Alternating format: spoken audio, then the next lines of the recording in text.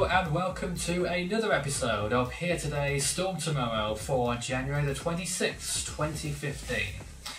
Currently we have no storms active, but we do have 3 invests which could develop in the next few days, all of which are in the Indian Ocean.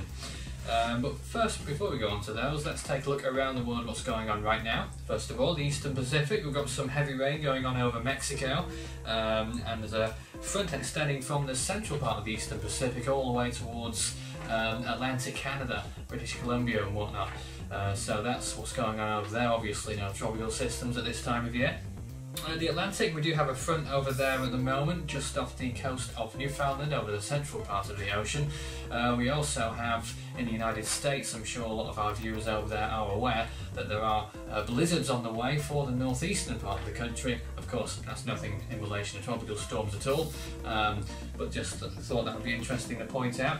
Over in the Western Pacific, very quiet, probably the quietest of the lot really. We do have an isolated thunderstorm or two near the Micronesian island of Pohnpei right now, but apart from that, very little indeed.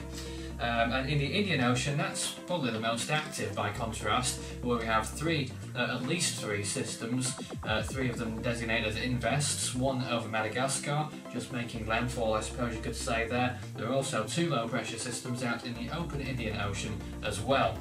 Also of note, thunderstorms rather, south of Indonesia, 2 areas in particular that have that going on right now.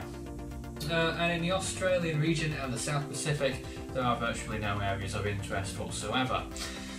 So now let's take a look at the current areas of interest then. First of all, Invest 96S, that's located along the coast of Madagascar right now, currently with winds of 20 miles per hour and a pressure of 1010 millibars. Its position right now is around 15.2 degrees south, 52.5 degrees east. All of these informations are current as of midnight UTC, January 26. Also, we have Invest 97S. Now that's gone up to 30 miles per hour. It was just 20, I believe.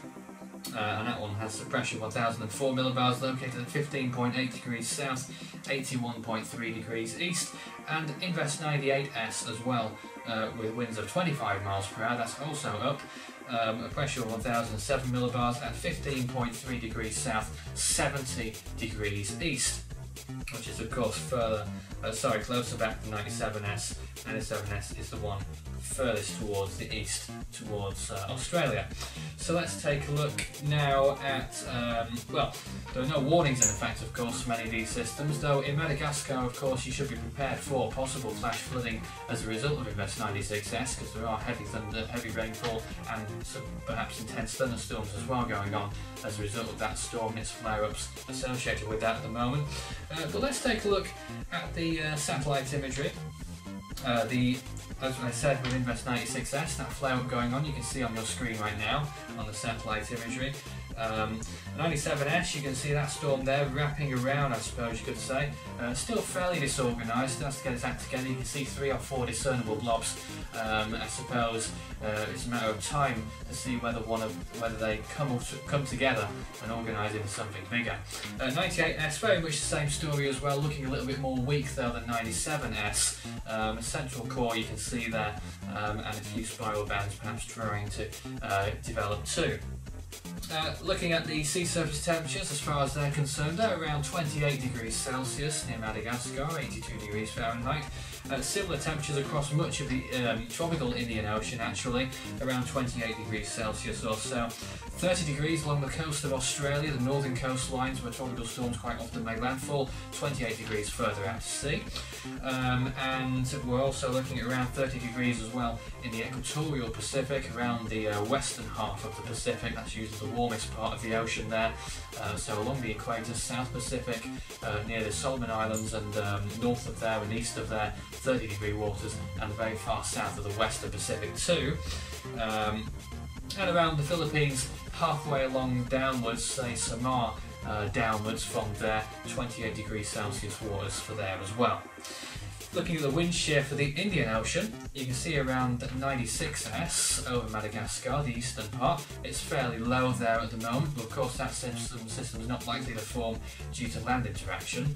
Around the other areas of shear, you can see that there are some high amounts of shear surrounding those systems at this time. That may decrease over the coming days, which may allow for some window for formation. And that is indeed what we're seeing on this model run here. You can see what I believe is 97s, either that or 98s, one of those two, in the central part of the Indian Ocean. What appears it to be developing into a tropical storm in a few days' time, and then moving towards the east of Mauritius as it heads towards the southeast, past Mauritius and just about past the island of Rodrigues, and then moving out to sea and eventually turning post-tropical, possibly in a week's time, maybe a little bit later than that. So January the 26th, it's a very quiet day on this day, so we don't have Daniel Hudson with us today because he's had the day off, because it's a very quiet day on this day, at least on our records anyway. We do have over 3,000 records, but that of course doesn't mean that we have the lot. We have, I would say, approximately only 30 or 40% of all the records possible, and the Force 13 team, or what you could call Team 13, is doing its level best to fill up that database so that we have lots of things to show you every single day. Of course, nothing much happened in the Northern Hemisphere on this day, as you'd imagine, for this time of year.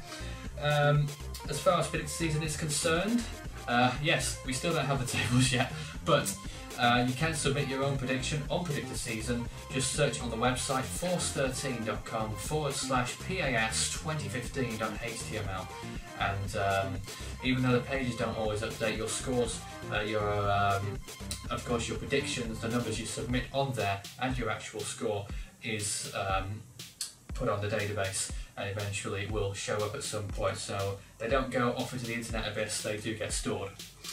You can do that on the website at any time up until November.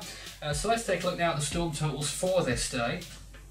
So far, of course, we're up to 4 tropical storms, 2 Category 1 cyclones, one of those reaching Category 3 strength, Bansi of course, and that storm also reached Category 5 status too.